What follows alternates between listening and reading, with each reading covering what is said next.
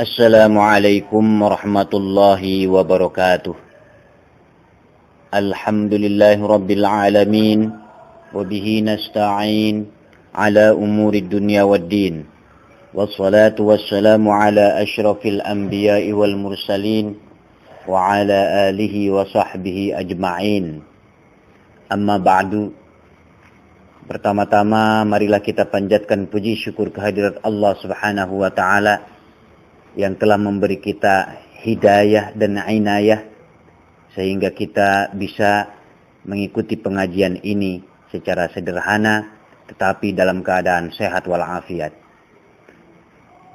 Yang kedua, salawat dan salam semoga akan terus dilimpahkan kepada junjungan Nabi besar Muhammad sallallahu alaihi wasallam yang telah memperjuangkan umatnya dari zaman jahiliyah ke zaman penuh dengan pencerahan seperti sekarang ini. Para hadirin hadirat atau para pendengar dimanapun berada, alhamdulillah kita bisa bertemu lagi dalam acara pengajian yang cukup sederhana ini.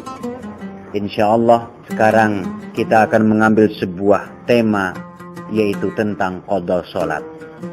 Qada sholat artinya melunasi sholat atau membayar sholat yang telah ditinggalkan. Berarti yang bersangkutan pernah meninggalkan sholat, disengaja ataupun tidak, itu persoalan lain. Yang jelas bagi umat Islam di Indonesia, utang kewajiban sholat sama halnya dengan utang kewajiban kepada Allah yang lain.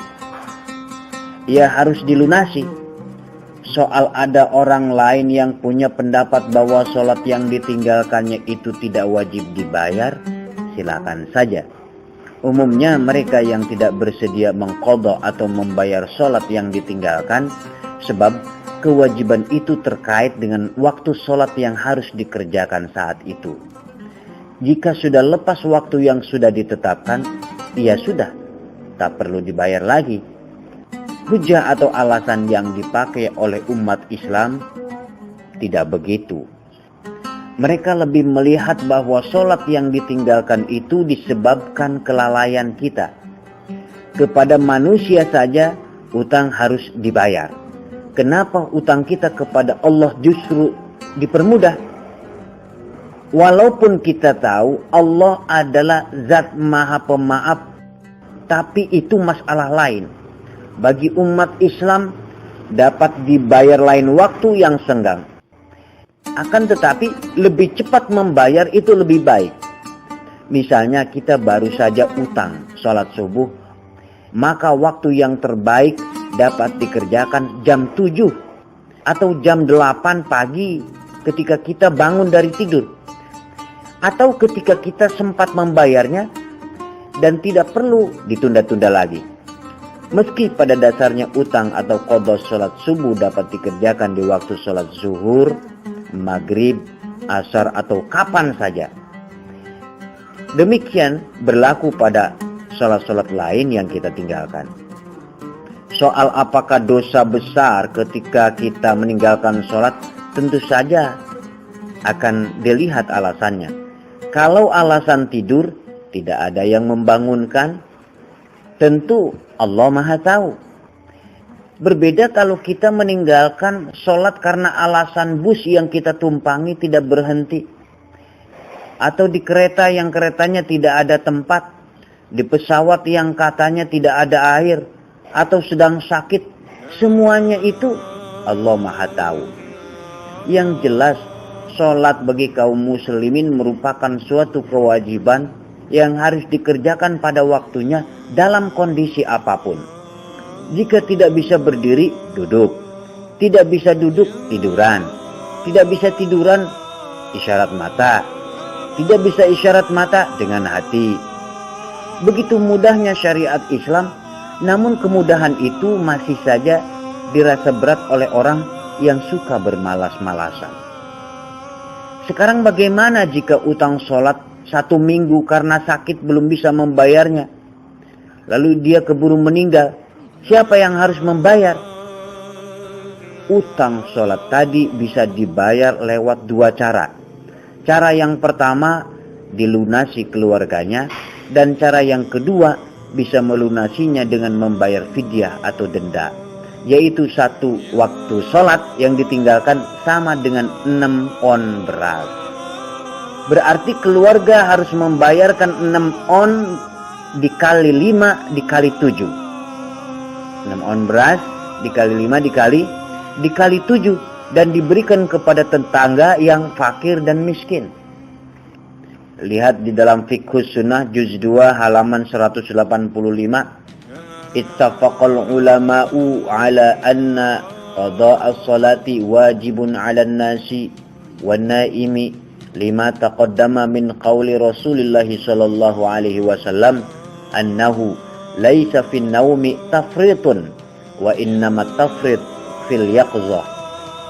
Para ulama sepakat bahwa melunasi utang sholat yang ditinggalkan itu wajib hukumnya, baik karena lupa ataupun tertidur. Seperti yang pernah disampaikan Rasul, tertidur itu bukan kelengahan, karena yang dikatakan lengah itu bila seseorang itu tidak tidur. Fa idza nasiya ahadun salatan aw nama anha falyusalliha idza dzakaraha.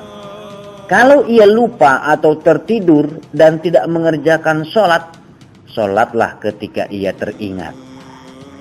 Ini dalil pertama dari Fiqhus Sunnah. Dalil yang kedua adalah yang kita lihat di dalam Ahkamul Fuqaha juz kedua halaman 50. Faidatun wa man mata wa alaihi salatun fala qada'a wala fidyata wa fi qaulin kajam'i mujtahidin annaha taqdi anhu li khabaril Bukhari wa ghairihi wa min thamma ikhtarahu jam'un min a'immatina wa fa'ala bihi asubki an ba'di aqaribihi. Siapa yang meninggal dunia dan sedang punya utang sholat, baginya tak perlu diqadha. Tetapi menurut sebagian besar ulama mujtahidin, bagi keluarganya tetap terkena kewajiban membayar karena ada hadis riwayat Imam Bukhari tentang hal itu.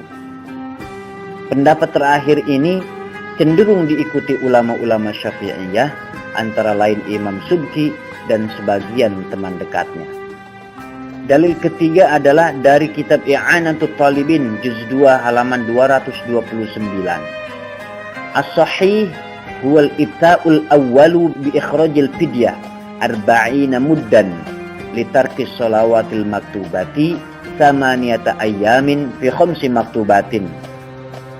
Pendapat yang benar adalah fatwa pertama yang mengatakan harus mengeluarkan fidyah atau denda 40 mud, yaitu 1 mudnya itu 6 on, karena yang bersangkutan telah meninggalkan sholat selama 8 hari, yang seharusnya dia mengerjakan sholat 5 kali sehari. Demikian, apabila ada kekurangan dan kesalahan, mohon kiranya dibukakan pintu maaf yang selebar-lebarnya. Wallahul muwaffiq ila aqwamit thariq. Wassalamualaikum warahmatullahi wabarakatuh.